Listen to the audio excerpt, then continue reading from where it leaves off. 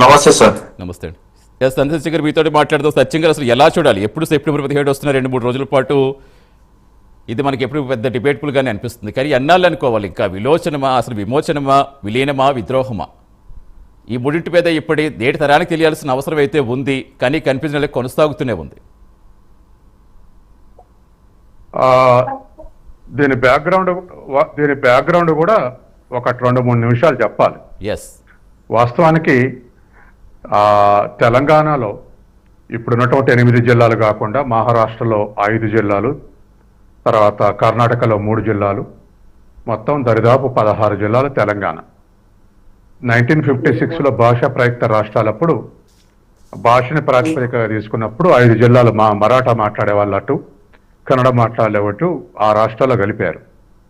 వాస్తవానికి నైజాం పరిపాలించిన కాలంలో 10% మంది ఉర్దూ మాట్లాడే వాళ్ళు ఉండరు, 90% మంది మిగతా భాషలు మాట్లాడారు. కానీ 10% ఉన్నటువంటి మైనారిటీ భాషను అధికార భాషగా చాలామంది అయింది.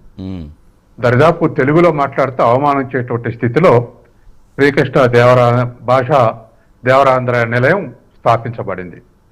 అలా భాషోద్యమం, తెలుగు పరిరక్షణ కొరకు తెలుగు ఉద్యమంగా తెలంగాణ వ్యాప్తంగా ఆ కార్యక్రమాలు జరిగాయి. దానికి ఇప్పుడున్నటువంటి మునగాల పరగన, ఇప్పుడు నల్గొండ జిల్లాలో ఉండేటువంటి మునగాల పరగన, ఇప్పుడు సూర్యాపేట జిల్లాలో ఉన్న మునగాల పరగన ఆనాడు కృష్ణా జిల్లాలో ఉండేది.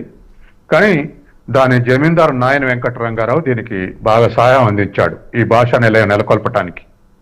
అట్లా భాషా ఉద్యమంగా ప్రారంభమైనటువంటిది దానికి కంటిన్యూస్ గా ఆంధ్ర మహాసభ నిర్వహించబడింది. ఆంధ్ర మహాసభలో ఆనాడు కాంగ్రెస్ నాయకులు కొండా వెంకటరంగారెడ్డి, బూర్గల్ రామకృష్ణారావు, సురవరం ప్రతాప్ రెడ్డి, కొండా వెంకటరంగారెడ్డి ఇటువంటి వాళ్ళందరూ కూడా నాయకులుగా ఉన్నారు. మరొక వైపు వామపక్ష భావజాలంగా ఉన్నటువంటి రావి నారాయణ రెడ్డి, బద్దం ఎల్లారెడ్డి లాంటి వాళ్ళు, హైదరాబాద్ కామ్రేడ్స్ అసోసియేషన్ రాజబౌదర్ గౌడ్, మగ్దుం మొయినుద్దీన్ ఇటువంటి వాళ్ళందరూ కూడా అందరూ కలిసి ఆంధ్ర మహాసభ నలుపుకుంటూ వచ్చారు. ఈ ఆంధ్ర మహాసభ ప్రాథమికంగా నిజాం వ్యతిరేకంగా పోరాడుతున్నటువంటి ఆంధ్ర మహాసభ. అది భాష అణచివేతకు వ్యతిరేకంగా, తర్వాత రైతాంగాన్ని అణచివేతకు వ్యతిరేకంగా రూపాంతరం చెందుకుంటూ వచ్చింది. కానీ ఒక స్థితి తర్వాత, ముఖ్యంగా మన దొడ్డి కొమరయ్య 1946లో కడివెండిలో కాల్చివేయబడిన తర్వాత ఆంధ్ర మహాసభ 2 చీలికలుగా అయినాయి. సహజంగానే ఇది నిజాం వ్యతిరేకతతో పాటు భూస్వామ్య బూర్జువా వ్యతిరేక పోరాటంగా మళ్ళీంది, రూపాంతరం చెందింది.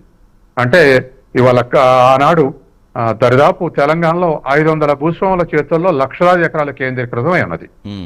అదవరకే తెలంగాణలో 60% ప్రభుత్వ భూమి, 30% జాగీర్దారు భూమి, 10% సొంత నిజాం సొంత భూమి. తన ఖర్చుల కోసం సుమారు 10,000 చదరపు కిలోమీటర్ల భూమి నిజాం కింద ఉన్నది. ఈ జాగీర్దారులు ఉన్నటువంటి ప్రాంతాల్లో రైతాంగ భూములు వాళ్ళ పేరు మీద రాసుకొని రైతుల్ని కౌలుదారులుగా మార్చేసి దోపిడీ చేయడం మొదలుపెట్టారు. వీటన్నిటికీ వ్యతిరేకంగా ఈ ఆంధ్ర మహాసభ కార్యక్రమాలు కొనసాగుతున్నటువంటి క్రమంలో ఇది భూస్వామ్య వ్యతిరేక పోరాటం, భూ సమస్య ముందుకు రావడంతో కాంగ్రెస్ నాయకులు కూడా వెనకబడిపోయారు. వేరే ఆంధ్ర మహాసభ ఆర్గనైజ్ చేసిన వాళ్ళు కూడా దరిదాపు అందరు కూడా భూస్వాములే కాబట్టి వాళ్ళు పక్కకు తప్పుకున్నారు. రావినారాయణ రెడ్డి, బద్దం ఎల్లారెడ్డి లాంటి, దేవలపల్లి వెంకటేశ్వరరావు, భీమిరెడ్డి నరసింహారెడ్డి లాంటి వాళ్ళ నాయకత్వంలోకి వెళ్ళిన తర్వాత అది 46 నుంచి 48 వరకు తెలంగాణ సాయుధ పోరాటం జరిగింది. 48లో సెప్టెంబర్ 13 నాడు యూనియన్ సైన్యాలు తెలంగాణలో ఎంటర్ అయినాయి ఆపరేషన్ పోలో పేరు మీద. ఇటు బీదర్ వైపు నుండి, అటు కోలార వైపు నుంచి, 2 వైపుల నుంచి తెలంగాణ యూనియన్లు వచ్చినాయి. 17 నాటికి నేను కొంతకాలం నేను పాకిస్తాన్ కలుస్తా, నేను కొంతకాలం వేరేగా ఉంటానటువంటి నిజాం 17 నాడు 4వ రోజు లొంగిపోయిండు. దరిదాపు యూనియన్ సైన్యాలు తెలంగాణ ఆక్రమించినాయి. అప్పటికే ఆర్థికంగా బాగా నిజాం వీక్ అయిండు. ఎందుకంటే ఆయనకు రెవెన్యూ పంపాల్సిన భూస్వాములందరూ కమ్యూనిస్టుల సాయుధ పోరాటంతో వాళ్ళంతా గ్రామాలు వదిలేసి హైదరాబాద్ పరారయ్యారు. దీంతో బాగా వీక్ అయినటువంటి గవర్నమెంట్ ని తేలికగా యూనియన్ సైన్యాలు కూడా లొంగ తీసుకున్నాయి. సరే, అఫ్ కోర్సు ఆనాటున్న కమ్యూనిస్టుల అవగాహన పేరకు దేశవ్యాప్తంగా తెలంగాణ సాయుధ పోరాటం లాంటియే బెంగాల్లో తేబగా, మహారాష్ట్రలో వర్లి, కేరళలో తిరువాన్కూరు, ఇటువంటి తర్వాత త్రిపురలో గిరిజన తిరుగుబాట్లు, ఇటువంటి అన్ని భూ సమస్య మీద రైతాంగం తిరుగుబాట్లు చేస్తున్నారు. కమ్యూనిస్ట్ పార్టీ ఏమనుకుందంటే ఈ తిరుగుబాట్లన్నిటిని ఏకం చేసి సాయుధ పోరాటం చేస్తే చైనా లాగా విముక్తి చేయొచ్చు అనుకున్నారు. కానీ 51 నాటికి వాళ్ళు కూడా ఉపసంహరించుకున్నారు సాయుధ పోరాటాన్ని. అంటే సాయుధ పోరాటం 46 నుంచి 51 వరకు జరిగింది.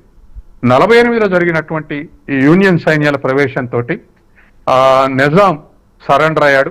సరే, దేశవ్యాప్తంగా అందరి సంస్థానాధీశులు లేక 562 మంది సంస్థానాధీశులు అదవరకే లొంగిపోయారు. ఉన్నటువంటి గుజరాత్ను పరిపాలిస్తున్నట్టు జునాగఢ్, తర్వాత తెలంగాణ, జమ్మూ కాశ్మీర్, ఈ 3 కూడా ఆ తర్వాత విలీనమైనాయి. 1 ఏడాది 10 నెలల తేడాతోటి. ఇప్పుడు విలీనమైన తర్వాత ఒక ఏజెండా, భూ సమస్య ఏజెండా కానీ ఇతర కానీ అనేకమైనటువంటి సమస్యలు మిగిలిపోయి ఉన్నాయి. కానీ ఈ తెలంగాణ సాయుధ పోరాటం వల్ల ఏమిటి పాజిటివ్ అంటే, ఇటువంటి దేశవ్యాప్తంగా జరిగిన తిరుగుబాటుతోటి భూ సంస్కరణల చట్టం తేవాల్సి వచ్చింది. మన ఆంధ్రప్రదేశ్లో అయితే పివి నరసింహరావు ఆధ్వర్యంలో 1971-72 సంవత్సరంలో భూ సంస్కరణల చట్టం తెచ్చారు. కొంత మేరకు వంచారు. దేశవ్యాప్తంగా కూడా భూ సంస్కరణల చట్టం ఏజెండా మీదకి వచ్చింది తెలంగాణ సాయుధ పోరాటం చేయబట్టి. ఎందుకంటే 1792లో కారణవాలిసు జమీందారు విధానం తీసుకొస్తే అప్పటి నుంచి ఈ సంస్థానాధీశులు జమీందారులుగా మారారు, జాగీర్దారులుగా మారారు, రైతాన్ని పీడించారు. అట్లా వచ్చినటువంటి తిరుగుబాటులో తెలంగాణ సాయుధ పోరాటం భూ సమస్యను ఏజెండాకు తీసుకొచ్చింది భారతదేశంలో. ఇది తెలంగాణ సాయుధ పోరాటం జరిగినటువంటి పాజిటివ్ ఎఫెక్ట్. అయితే 48లో విలీనం అయిన తర్వాత ఇప్పుడు ఒక్కొక్కళ్ళు ఒక్కొక్క భాష్యం చెప్తున్నారు. అదే ఏమిటా భాష్యం అంటే, వాస్తవానికి సర్దార్ పటేల్ ఉక్కు మనిషి, సర్దార్ పటేల్ వల్ల లొంగిపోయింది.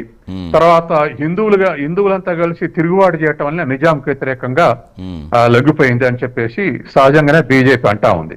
అంటే కాంగ్రెస్ పార్టీ ఏమంటుంది అంటే, నెహ్రూ సర్దార్ పటేల్ నిర్ణయించుకొని సెంట్రల్ గవర్నమెంట్ ఆధ్వర్యంలోనే నిజాం లొంగదీసిరు కాబట్టి ఇది కాంగ్రెస్ పార్టీ దేశంలో ఉన్నటువంటి నాయకత్వం నిజాం లొంగదీసి విలీనం చేసుకున్నట్టు కాంగ్రెస్ పార్టీ అంటుంది. కమ్యూనిస్టులు ఏమంటున్నారు, ఇది బీజేపీకి సంబంధం లేదు. కాంగ్రెస్ వాళ్ళు సర్దార్ పటేల్ నెహ్రూ ఆధ్వర్యంలో నిజాంని లొంగదీసి కలుపుకుంది నిజమే. కానీ ఇలా యూనియన్ సైన్యాలు ప్రవేశించిన తర్వాత పంచిన భూములు 10 లక్షల ఎకరాల భూస్వాముల భూములు పంచితే మళ్ళీ తిరిగి భూస్వాముల గ్రామాలకు వచ్చి తిరిగి వాళ్ళ భూములు వాళ్ళు స్వాధీనం చేసుకోరు. యూనియన్ సైన్యాలు భూస్వాములను ప్రొటెక్ట్ చేసినవి వచ్చి అందువల్ల లాభం జరగలేదు తెలంగాణ ప్రజలకు అనేది కమ్యూనిస్టుల యొక్క లెసన్. నక్సలైట్లు ఏమంటున్నారు, అసలు ఆనాడు సాయుధ పోరాటం విరమించడమే తప్పు, కంటిన్యూస్ గా సాయుధ పోరాటం చేస్తే చైనా లెక్క విప్లవం వచ్చేది వాళ్ళకున్న అవగాహన. సరే, ఇవన్నీ పక్కకు పెడితే ఇవాళ మరి తెలంగాణలో 17 దినాన్ని ఏ విధంగా పాటించాలి అన్నప్పుడు ఒక సోషల్ సైంటిస్ట్ విద్యార్థిగా, సైన్స్ విద్యార్థిగా నాకున్న అవగాహన మేరకు ఇది విలీనమే. ఎందుకు విలీనం అంటే, విమోచనం అంటే సహజంగానే ఒక దేశానికి వర్తింపజేస్తారు. అంటే ఒక దేశం విముక్తి అయితే, ఒక జాతి విముక్తి అయితే విమోచన జరిగింది, తర్వాత ప్రజలు విమోచనం చెందారనేటువంటి ఆస్పెక్ట్లు ఎక్కువ వాడతారు. విముక్తి, విమోచన అటువంటివి. విలీనం అనేటువంటిది భారతదేశంలో అంతర్భాగంగా మారింది. ఇది విముక్తి చేసి తెలంగాణ వేరే దేశంగా లేదు, వేరే స్వతంత్ర ప్రతిపత్తి లేదు.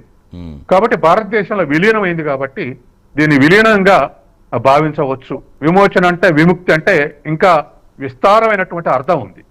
అంటే దరిదాపు అనేక దేశాలు విముక్తి అయినటువంటి విమోచన విప్లవ ఉద్యమాలు, క్యూబా, వియత్నాం, చైనాలు అటువంటి వాటిని విముక్తి అయినట్టే విమోచనమైంది అనేటువంటి పదాలు వాడుతుంటారు. కానీ మన దేశంలో ఒక అంతర్భాగంగా ఉన్నటువంటి ఆనాడు ఇప్పుడు రాష్ట్రం, ఆనాడు ఒక సంస్థానం. కాబట్టి మనం దేశంలో వేరేగా ఉంటానంటే మనం ఒప్పుకోకుండా విలీనం చేసుకున్నాం తెలంగాణని భారతదేశంలో. కాబట్టి సరే, పదాలు విమోచనైనా విలీనమైనా ఒకళ్ళు ఆ పదాల నేర్పు, పదాలలో ఉన్నటువంటి అర్థాన్ని విభేదిస్తున్నారు. కానీ జరిగినటువంటి విషయం మాత్రం ఇది. అంటే ఇప్పుడు విద్రోహం అని కొంతమంది ఎందుకు తెరవేశారు, దానికి రీజన్ ఏం చెప్పుకోవాలి మనం? సాధారణంగా సాయుధ పోరాటం కొనసాగించి భూస్వామ్య వ్యవస్థని పూర్తిగా నిర్మూలించేటువంటి అవకాశం ఉన్న అర్ధాంతరగా విభజించారనేది ఒకటి, ఉపసంహరించారనేది ఒకటి, అది నక్సలైట్ల వాదన. 47లో విలీనం చేసుకున్నప్పుడు ఆ భూస్వాములకు సహాయం చేసి ప్రజలకు నష్టం చేసింది విలీనం చేసుకున్న తర్వాత యూనియన్ సైన్యాలు వచ్చి అనే ఆస్పెక్ట్ లో వాళ్ళు విద్రోహం జరిగింది అంటున్నారు. తర్వాత మూడవది ఇంకొక ఆస్పెక్ట్ లో రజాకారులని దానికి నాయకత్వం వచ్చిన రజ్వీని అరెస్ట్ చేసి 51 విడుదల చేసి పాకిస్తాన్ పారిపోయేందుకు అవకాశం కల్పించారు. కాబట్టి కాంగ్రెస్ యొక్క మెతక వైఖరి అని చెప్పేసి ఇంకొంతమంది విమర్శిస్తున్నారు. ఇన్ ఆల్ దీస్ ఆస్పెక్ట్స్ వాళ్ళు విద్రోహం అని పిలుస్తా ఉన్నారు. ఎస్ సార్, కంటిన్యూ చేద్దాం. ఎస్ రాహుల్ గారు, సో మీరేం చెప్తారు?